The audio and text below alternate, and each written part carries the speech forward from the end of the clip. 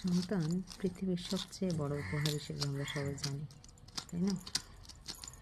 কিন্তু এই যে বলি যে মা বাবা, অর্থাৎ আমরা মা সন্তান লালন পালন করতে গিয়ে একেবারে হিমশিম খেয়ে যায়, এবং পরবর্তীতে সে যখন বড় হয় তখন তাকে বলি, তোকে লালন পালন করতে গিয়ে, তোকে বড় করতে গিয়ে আমি আমার জীবনের এটা স্যাক্রিফাইস করেছি, ওটা স্যাক্রিফাইস করেছি, ক্যারিয়ার জলাঞ্জলি দিয়েছি, এমন অনেক কথাই সন্তানকে শোনায় সে বড় হলে।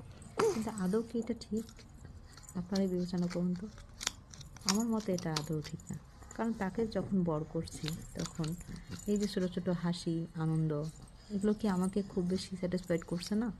মানসিকভাবে আমি কি শান্তি পাচ্ছি না? অবশ্যই পাচ্ছি। এবং তাই যদি না পেত সবাই, তাহলে অবশ্যই সন্তান নিত না। সন্তান কখনো কোনো নারীর দুর্বলতা হতে পারে না।